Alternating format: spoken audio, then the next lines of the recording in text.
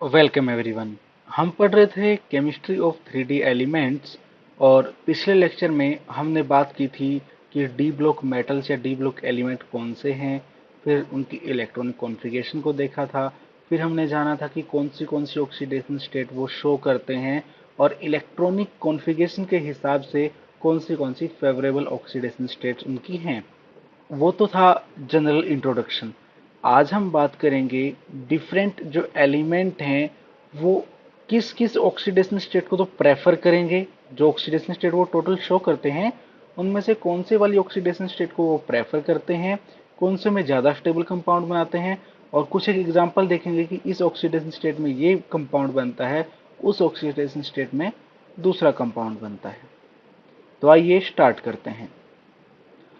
अगर क्रोमियम की बात की जाए तो क्रोमियम 6 ऑक्सीडेशन स्टेट शो करता है, +1, +2, +3, +4, +5 और +6, जिसके अंदर से +2 ऑक्सीडेशन स्टेट, +3 और +6 ये तो स्टेबल हैं, जबकि +1, +4 और +5 कम स्टेबल होने की वजह से काफ़ी रेयर हैं।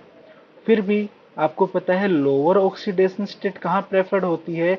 जब ऑर्गेनिक लिगेंड जुड़े हुए हों जो कि हाईली इलेक्ट्रोनेगेटिव ना हो। अगर मैं क्रोमियम 1 कंपाउंड्स की बात करूं तो वो साइक्लोपेंटाडाइनाइल रिंग के साथ जब बनाता है, कार्बोनिल के साथ जब बॉन्डिंग करता है तो काफी लोअर ऑक्सीडेशन स्टेट शो करता है, और यहाँ पे +1 ऑक्सीडेशन स्टेट जो है वो फेवरेबल हो जाती है। लेकिन अगर यहाँ पे फ्लोरीन वगैरह जैसे लिगेंड जुड़े हों, हाईली इलेक्ट्रोनेगेटिव लिगेंड जुड़े हों, तो उस केस के अंदर लोअर ऑक्सीडेशन स्टेट 0 और +1 फेवर नहीं की जाती है। यहाँ पे जो कॉम्प्लेक्स है इसके अंदर क्या है, एक तो साइक्लोपेंटाडाइनाइल रिंग है और 3 कार्बोनिल जो हैं वो एक क्रोमियम से जुड़े हैं।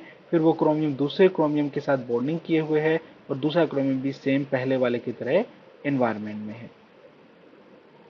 अगर बात की जाए क्रोमियम 2 कंपाउंड की तो उनको क्रोमस कंपाउंड भी बोलते हैं। क्रोमियम 2 कंपाउंड जो है वो काफ़ी ज़्यादा स्टेबल होने की वजह से +2 ऑक्सीडेशन स्टेट के काफ़ी सारे कंपाउंड हमें मिलते हैं, लाइक क्रोमियम 2 एसीटेट है, क्रोमियम 2 ब्रोमाइड है, क्रोमियम 2 क्लोराइड है, क्रोमियम 2 फ्लोराइड है, हाइड्राइड है, आयोडाइड है, ऑक्जेलेट है और ऑक्साइड है। अगर मैं क्रोमियम 2 एसीटेट की बात करूं तो क्रोमियम 2 एसीटेट का स्ट्रक्चर कुछ इस तरीके से होगा, जिसके अंदर 2 क्रोमियम होंगे, 4 एसीटेट यूनिट और 2 वाटर मॉलिक्यूल, जो यहाँ पे वाटर मॉलिक्यूल मैंने नहीं शो कर रखे हैं। तो जो 4 एसीटेट यूनिट हैं वो 2 क्रोमियम में बटी हुई हैं, और आपको पता है एसिटिक एसिड के OH से हाइड्रोजन अगर रिमूव कर दिया जाए एज ए प्रोटॉन तो उसको एसीटेट यूनिट बोलते हैं। तो 2 क्रोमियम के पास 4 एसीटेट यूनिट, तो एक क्रोमियम के पास 2 एसीटेट यूनिट, हालांकि जुड़ा वो 4 यूनिट से ही होगा, लेकिन उसके अंदर से जो आयनिक बैलेंस है वो कैसे होगा कि एक क्रोमियम के ऊपर 2 एसीटेट यानी 2 नेगेटिव चार्ज आके स्टेबलाइज हो रहे, तो क्रोमियम पे कितना चार्ज होगा? +2 चार्ज होगा। सेम दूसरे क्रोमियम के केस में ऐसा है। लेकिन अगर इस तरीके से हो रहा है तो क्रोमियम +2 ऑक्सीडेशन स्टेट के अंदर होगा, और +2 ऑक्सीडेशन स्टेट के अंदर जो इलेक्ट्रॉनिक कॉन्फ़िगरेशन वो क्या होगी? D4 होगी।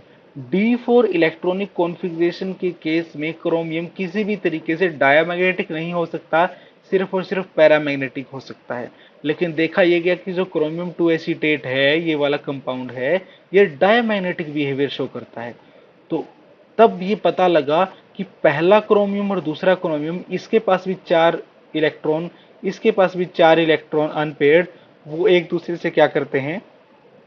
कपलिंग करते हैं, और उस कपलिंग की वजह से ये पैरामैग्नेटिक ना होके डायामैग्नेटिक बिहेवियर शो करता है। नेक्स्ट बात करते हैं क्रोमियम 3 ऑक्सीडेशन स्टेट की।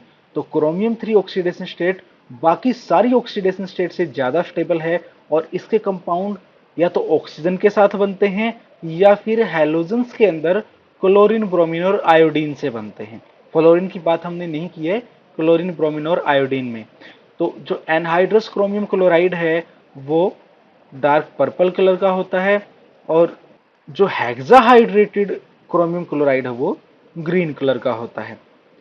अगर बात करें क्रोमियम +4 ऑक्सीडेशन स्टेट की तो +4 ऑक्सीडेशन स्टेट में ये या तो ऑक्साइड बनाता है या फिर फ्लोराइड। बाकी के जो हैलाइड थे हमने बात की क्रोमियम +3 ऑक्सीडेशन स्टेट में बनते हैं, लेकिन क्रोमियम का फ्लोराइड है वो +4 ऑक्सीडेशन स्टेट को स्टेबलाइज कर पाता है, तो वो +4 में कंपाउंड बनाता है। लाइक CrF4 और CrOF2, Na4, CrO4, CrO2 यानी कि क्रोमियम डाइऑक्साइड। एक इंटरेस्टिंग बात ये कि क्रोमियम डाइऑक्साइड काफी ज्यादा पॉपुलर हुआ जब ऑडियो और वीडियो टेप यूज की जाती थी। 1970 में ड्यूपॉन्ट ने एक पेटेंट लिया था क्रोमियम डाइऑक्साइड का, फिर बाद में उसने इसे सोनी को बेच दिया था। सोनी जो एक बहुत बड़ी म्यूजिक कंपनी जिसको आप जानते हो, तो सोनी ने उससे वो पेटेंट खरीदा था। तो जो क्रोमियम डाइऑक्साइड है उसकी जो टेप्स होती हैं वो डाटा को स्टोर करने के लिए घरों में वीसीआर और जो म्यूजिक सिस्टम होते थे उनके अंदर ये टेप चलाई जाती थी। मैंने तो बचपन में खुद इन टेप्स से गाने सुने हैं। अगर +5 ऑक्सीडेशन स्टेट की बात करें, वो बहुत ज़्यादा स्टेबल नहीं होती, तो वो जल्दी से डिकम्पोज हो जाती है। हालांकि जो उसका डिकम्पोजिशन है वो +3 और +6 क्रोमियम ऑक्सीडेशन स्टेट बनाता है। अगर एग्जाम्पल की बात की जाए तो K3CrO8, CrF5, CrOF3, ये कुछ एक मॉलिक्यूल होते हैं जो +5 ऑक्सीडेशन स्टेट के कंपाउंड हैं। अगर +6 ऑक्सीडेशन स्टेट में क्रोमियम की बात की जाए तो इसके कुछ एक कंपाउंड हमें मिलते हैं, like CrO3 chromium trioxide, K2CrO4 यानी पोटासियम क्रोमेट, K2Cr2O7 यानी पोटासियम डाइक्रोमेट। जो पोटासियम क्रोमेट है इसके अंदर K2 को अगर निकाल दिया जाए तो CrO4 2 नेगेटिव, उसका बेसिक स्केलेटन कुछ इस तरीके का होगा। चार जो ऑक्सीजन है वो रेड कलर से शो करती हैं और जो क्रोमियम है वो ग्रे कलर से शो करता है। अगर K2Cr2O7 की बात करूं, अगर पोटेशियम को निकाल दूं तो Cr2O7 2 नेगेटिव, तो वो जो यूनिट होगी वो इस तरीके से होगी कि दो क्रोमियम हैं और उनके अराउंड टेट्राहेड्रल एनवायरनमेंट ही रहेगा, लेकिन एक ऑक्सीजन के थ्रू ये दोनों क्या हैं, कपल हैं। यानी कि पहला क्रोमियम और दूसरा क्रोमियम दोनों का एक ऑक्सीजन कॉमन है। तो ये तो बात होगी क्रोमियम की। अगर आयरन की बात की जाए तो आयरन +2, +3, +4, +5 और +6 इस तरीके से 5 ऑक्सीडेशन स्टेट शो कर सकता है, जिनमें से +4, +5 और +6 काफी ज्यादा रेयर हैं। जो +2 और +3 ऑक्सीडेशन स्टेट हैं इन्हीं के कंपाउंड हम जनरली देखते हैं। आयरन की +2 ऑक्सीडेशन स्टेट को फेरस स्टेट बोला जाता है और +3 ऑक्सीडेशन स्टेट को फेरिक स्टेट बोला जाता है।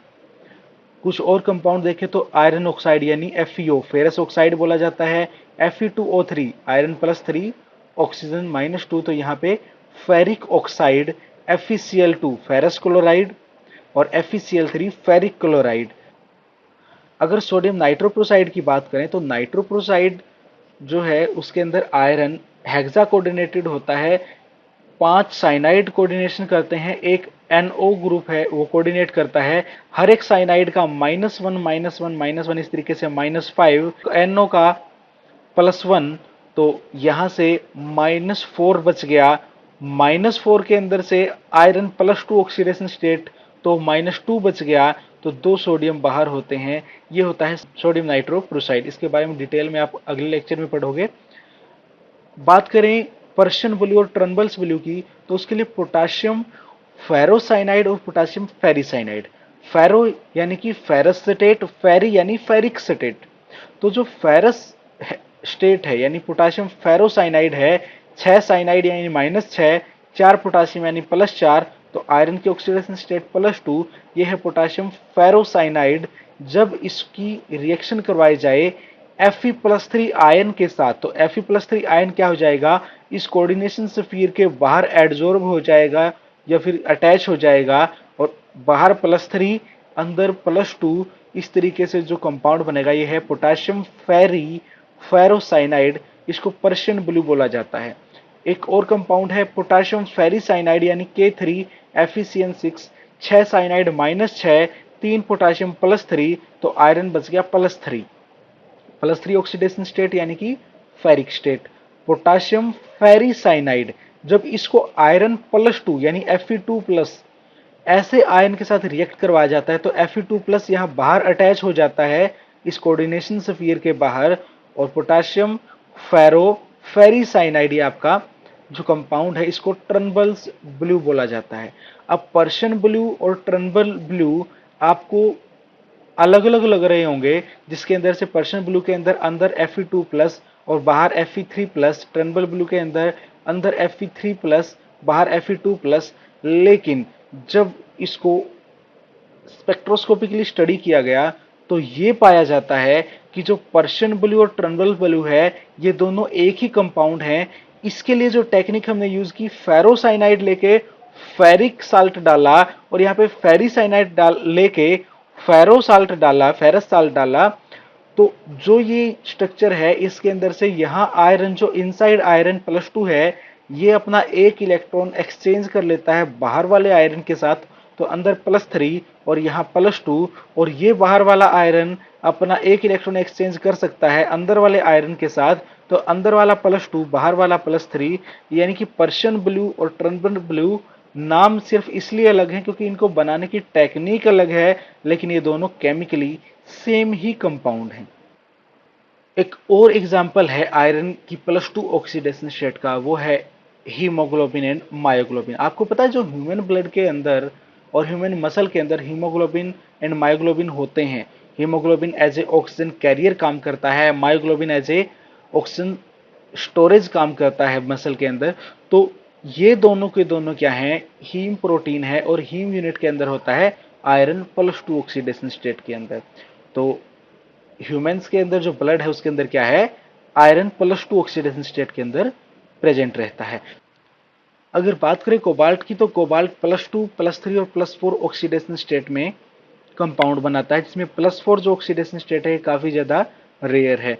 +2 ऑक्सीडेशन स्टेट के अंदर cobalt chloride, cobalt oxide, cobalt sulphate और कोबाल्ट कार्बोनेट जैसे कंपाउंड होते हैं, और कोबाल्ट +3 ऑक्सीडेशन स्टेट में कोबाल्ट नाइट्रेट, कोबाल्ट क्लोराइड भी बनता है, और कोबाल्ट फ्लोराइड, कोबाल्ट हाइड्रोक्साइड, ये +3 ऑक्सीडेशन स्टेट के अंदर कंपाउंड बनते हैं। कोबाल्ट 2 जो क्लोराइड है हाइड्रेटेड फॉर्म में, वो डार्क पिंक कलर का होता है, और cobalt 2 sulphate brown orange colour का होता है। अगर निकल की बात की जाए तो निकल +2, +3 और +4 ऑक्सीडेशन स्टेट शो करता है, जिनमें से जो +4 ऑक्सीडेशन स्टेट है ये काफी ज्यादा रेयर है। +2 और +3 ऑक्सीडेशन स्टेट में कुछ एक कंपाउंड ये बनाता है, लेकिन +2 ऑक्सीडेशन स्टेट सबसे ज्यादा स्टेबल है, और इसकी स्टेबिलिटी है इसकी D8 इलेक्ट्रॉनिक कॉन्फ़िगरेशन, जिसके अंदर ये मेनली स्क्वायर प्लेनर कॉम्प्लेक्सेस बनाता है। अगर निकल क्लोराइड की बात की जाए तो NiCl2, फिर NiOOH यानी कि निकल ऑक्साइड हाइड्रोक्साइड, निकल डाइऑक्साइड, ये इसकी +2, +3 और +4 ऑक्सीडेशन स्टेट के एग्जाम्पल हैं। अगर मैं निकल DMG कॉम्प्लेक्स की बात करूं तो डाइमिथाइल ग्लाइयोक्साइम जो है वो ये मॉलिक्यूल होता है, जिसके साथ निकल जब रिएक्शन करता है +2 ऑक्सीडेशन स्टेट में, तो निकल DMG कॉम्प्लेक्स बनता है। एक निकल के साथ 2 DMG यूनिट जुड़ जाती हैं। अब निकल के साथ जो DMG यूनिट जुड़ती हैं ये डाइमिथाइल ग्लाइयोक्साइम है, लेकिन डाइमिथाइल ग्लाइयोक्साइम के अंदर दोनों नाइट्रोजन के ऊपर OH ग्रुप लगा हुआ है। इनमें से एक, कोई भी एक नाइट्रोजन के जो OH है उससे प्रोटॉन रिमूव हो जाता है। जब प्रोटॉन रिमूव होता है तो यहाँ पे नाइट्रोजन ऑक्सीजन के साथ कोऑर्डिनेट बॉन्ड बना लेता है। इनमें से एक नाइट्रोजन ऑक्सीजन का सिंगल कोवेलेंट बॉन्ड होगा और एक कोऑर्डिनेट बॉन्ड होगा।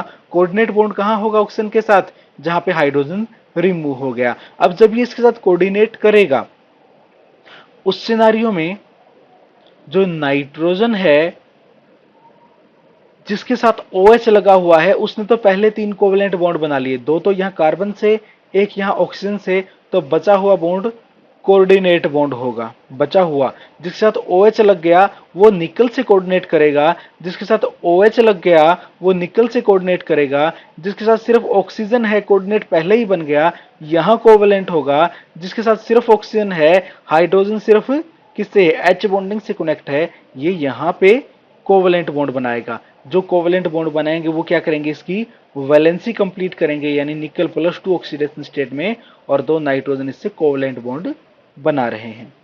और जो निकल DMG कॉम्प्लेक्स है वो स्कारलेट रेड कलर के प्रेसिपिटेट देता है। जैसे ही हम निकल आयन के सॉल्यूशन के अंदर DMG ऐड करते हैं वो कलरलेस सॉल्यूशन रहता है, लेकिन जैसे जैसे अमोनिया उसके अंदर डालते जाएंगे तो उसे रेड कलर के प्रेसिपिटेट बनेंगे, बहुत ही अच्छे प्रेसिपिटेट बनते हैं। तो ये वाला जो है निकल DMG कॉम्प्लेक्स है। अगर कॉपर की बात की जाए तो कॉपर की 3 ऑक्सीडेशन स्टेट फेवरेबल हैं, +1, +2 और +3, जिनमें से +2 ऑक्सीडेशन स्टेट ज्यादा स्टेबल है, +1 और +3 कम स्टेबल हैं। +3 ऑक्सीडेशन स्टेट के कुछ ही कंपाउंड नोन हैं, जबकि +1 ऑक्सीडेशन स्टेट में cuprous cyanide, cuprous chloride, cuprous bromide, cuprous oxide मिलते हैं। जो क्यूप्रस साइनाइड है वो रूम टेम्परेचर पे व्हाइट कलर का सॉलिड होता है। अगर मैं क्यूपर +2 ऑक्सीडेशन स्टेट की बात करूं तो इसमें तो बहुत सारे हमें कंपाउंड मिलते हैं, जैसे कॉपर सल्फेट है, कॉपर नाइट्रेट है, कॉपर ऑक्साइड यानी क्यूप्रिक ऑक्साइड है, कॉपर फ्लोराइड है, क्यूप्रिक क्लोराइड है, क्यूप्रिक ब्रोमाइड है। ये सब क्या है, कॉपर +2 ऑक्सीडेशन स्टेट के एग्जाम्पल हैं। अब जो इनवर्टिब्रेट एनिमल्स होते हैं उनके अंदर जो ब्लड होता है उसमें हीमोग्लोबिन नहीं होता। उनका जो ब्लड होता है वो हीमोसाइनिन होता है, और हीमोसाइनिन में आयरन वाली कोई हीम प्रोटीन नहीं होती, उसके अंदर कॉपर के साथ प्रोटीन अटैच होता है। अगर डीऑक्सीडाइज फॉर्म की बात करें तो वो +1 ऑक्सीडेशन स्टेट होती है, और जब ऑक्सीडाइज्ड हो जाता है यानी ऑक्सीजन से अटैच हो जाता है तो ऑक्सीडेशन स्टेट बढ़ के +2 हो जाती है। जब +2 ऑक्सीडेशन स्टेट होती है कॉपर की तो उनका जो ब्लड है, ऑक्सीजनेटेड ब्लड जो है वो ब्लू कलर का होता है, और जब +1 ऑक्सीडेशन स्टेट होती है यानी डीऑक्सीडाइज्ड फॉर्म होती है उसके अंदर इनका जो ब्लड है वो कलरलेस होता है। तो आज हमने बात की 3D मेटल्स की जो ऑक्सीडेशन स्टेट है उनमें कौन से वाले कंपाउंड वो बनाते हैं, कौन सी ऑक्सीडेशन स्टेट ज्यादा स्टेबल होती है और कौन सी ऑक्सीडेशन स्टेट कम स्टेबल होती है।